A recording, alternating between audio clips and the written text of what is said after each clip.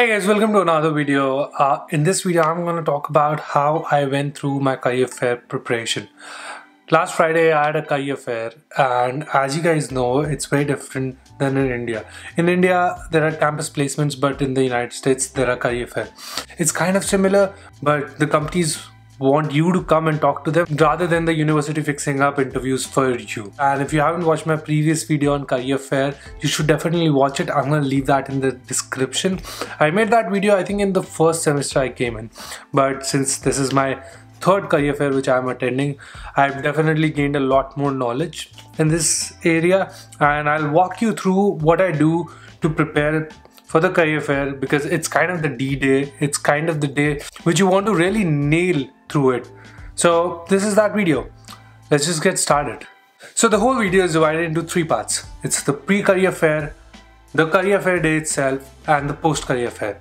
If you want to skip to any of the parts, you can definitely check out the description. I'm going to leave timestamps in it, and this will definitely save you time. So in the first part, which is the pre-career fair, I'm gonna talk about 7 points, and let me list it out for you really quick. First would be elevator pitch. Second would be checking the companies if they sponsor or not. Third would be researching about the companies. Fourth would be modifying your CV. Fifth would be printing your CVs. Sixth would be marking down the companies on the chart. And seventh would be pre-career fair networking events. Alright, let me walk you through it. Number one, elevator pitch. Okay, if you do not know about elevator pitch is a 30 to 45 seconds paragraph about yourself. This should ideally introduce you to a person who you have never met. The pitch is called elevator pitch because if you go into an elevator with somebody, you're not with them for more than 30 to 45 seconds and you have to describe yourself. That's why they call it elevator pitch. The pitch doesn't really have to explain your CV word to word, but it should quickly describe you, what you do, what are your skills, and what you would like to do and what you want from that person. I can just tell you my elevator pitch. Hi, my name is Parth. I'm a graduate student at the Building Construction Management Department at Purdue University. I finished my bachelor's in civil engineering in Thailand, and I have experience in tunneling projects, commercial projects, and healthcare projects as well. I've worked as a scheduler. I've experienced Primera P6. I'm really passionate about tech in industry, in construction industry especially. My most recent experience is with a tech startup in Rhode Island, and I'm looking for full-time positions starting May 2019. This pitch will essentially give an idea what a person is looking forward to in me. Now, if he wants to look into my CV, he can definitely look into it and point out that, hey, can you tell me about this experience? Hey, what did you do in this internship? And now that I can describe it. Rather than blabbering for 2-3 minutes straight up to a person who I'm meeting for the first time, this feels more natural to me, and this feels more ethical thing to do. Second point, checking if the company is sponsored or not. Now, this is mainly for the international students who are watching this channel. Not a lot of companies sponsor international students, and you have to check beforehand, because if you're going to a company and if they're hiring you as an intern, they're looking for full-times as well. They are spending 3 months on you, they are paying you well. So they would like to hire you full-time because you already know the work, they have already interviewed, and they obviously want to convert the interns to full-time. There's a website called myvisajobs.com. It's a website where you can put in a company name and see that how many H1B they have sponsored. Even though there are companies who do not sponsor H1B, but they will still take you because they might like you. This has happened to 2 of my friends. There are 2 companies who agreed to sponsor them because they really like their work. So obviously do not close off your doors completely to the companies which do not sponsor, because you might find opportunity anywhere. Like if they like you, they can sponsor you. Third point, research about the companies. Now, this is what I do. You can totally adapt it. I think a lot of people do this as well. I divide the companies into first, second, and third. I already have a list of companies who are coming in the career fair. So what you can do is like divide it into first, second, and third. First would be the companies you really want to work in. For example, if you're in the tech industry that you would like to work in, Facebook, Google, Microsoft, Salesforce, companies like this. Second would be the companies like who you want to work in, but you would prefer the first one, and you get the vibe from the third one as well.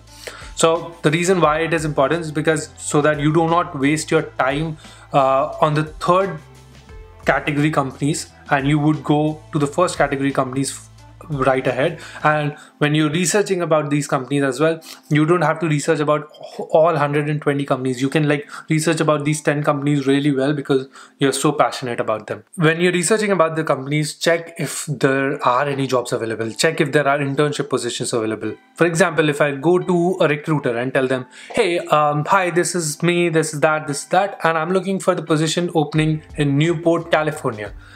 That recruiter, it'll hit them really quick, and they will write it down on your CV that this person is looking specifically for that location. Now, if you're a full-time hire, this makes more sense, but if you're an intern, I know that you're willing to relocate. I also mentioned it in my CV that I'm willing to relocate. Third would be, while researching for the companies, make sure that you know about the core values of the company, the projects they are doing, the projects they have done prior to the projects they are doing, and what are the locations the company in. The reason being, when you're going to talk to the professional or to the recruiter, they always like to listen about their projects.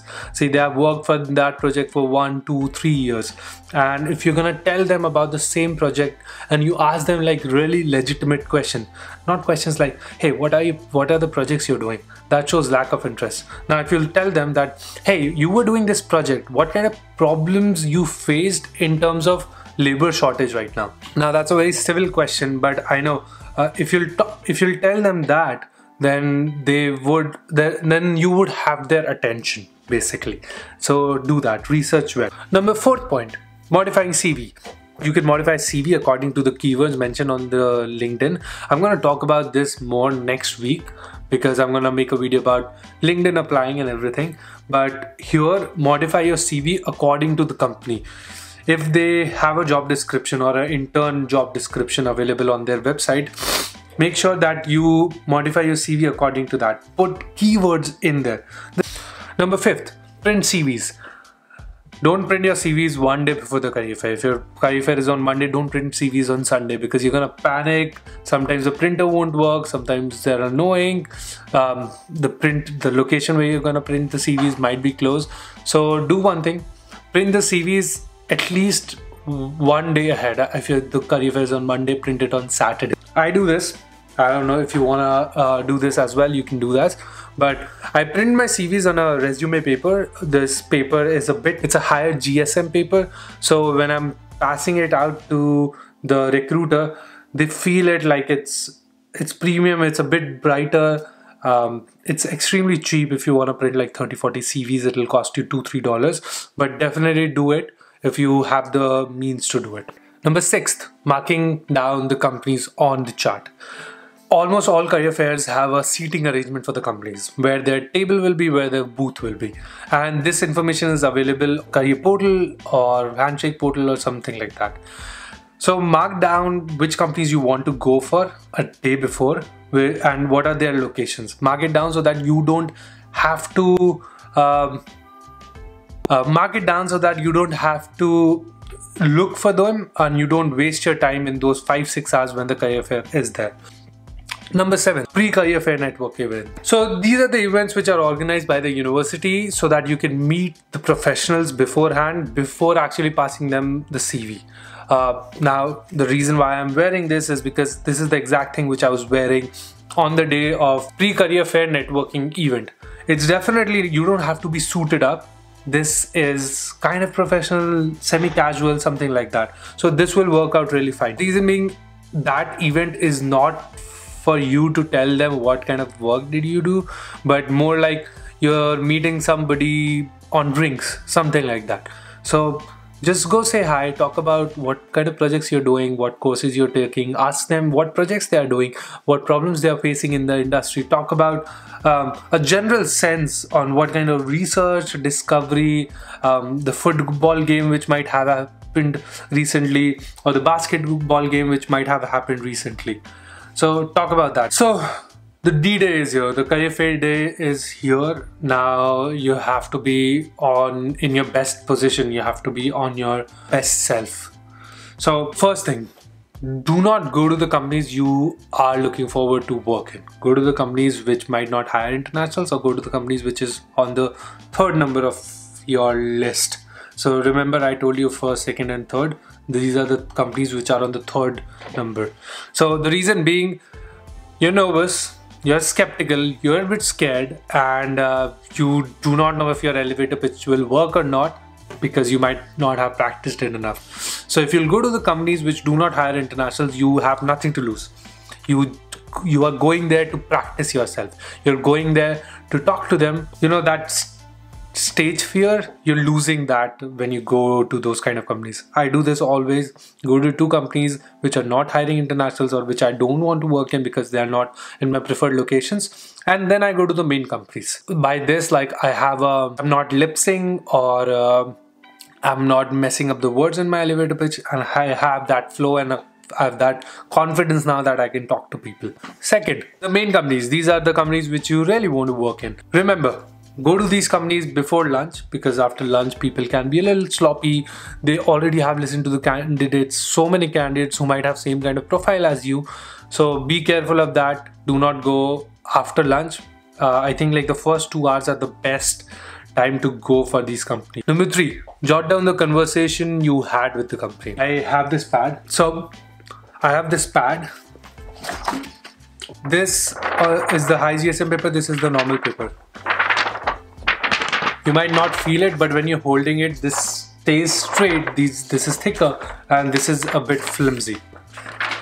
So I have this kind of pad. It's called a portfolio. I don't know why it's called a portfolio, but you can hold cards in it. You can hold your CVs in it, and there's a pad. So what I do is, like, usually I write it down, whatever I talk to the company with. I write down the name of the professional or the recruiter I talk to, so that I can send a LinkedIn request later on. And the reason why I'm telling you that you should write down right away is because you're gonna forget when you go to the next company. There's so many people you're meeting that day, you wouldn't remember name. So keep a pen with you, keep this thing with you. Don't take out your phone, because that's a distraction. Write everything down here and then digitize it later on. Now, the reason why I'm telling you to write down the name and write down what you talked with that company professional is because they might not remember your name. They might remember your face, but they would definitely remember what you talked about. This way, it's just easy to remember. They're meeting so many people, like 40, 50, 60 students that day. So be unique, write it down so that you can send a message with like that personal touch in the LinkedIn message. Number 3, post career fair. What do you have to do post career fair? Number 1, send LinkedIn requests to everyone who you have met. Collect their cards, ask them to give you their cards, and if they do not have their cards, write their name down and send them a LinkedIn request with a nice message that, hey, this is Parth, we met at the career fair yesterday. It was really nice meeting you, hoping to connect with you on LinkedIn. That's it. Voila. Second point, very easy. Make a sheet of all the companies you interacted with. Put down the name of the recruiter or the professors you met with, and digitize everything which you have written in this. I'll tell you why. Because you're gonna lose these papers and you're not gonna remember. When you have it on your Excel sheet or on your Google Drive, you can access it anywhere, whenever you want. And it makes it easier when it's in an Excel sheet to find the companies itself, rather than like going through these papers. I wish I would have digitized it in first, but now I'm digitizing it all. And that's it. Thank you so much, guys, for watching this video. I hope you like this one. I'm gonna make a LinkedIn video next week. But until then, I'll see you on the next one.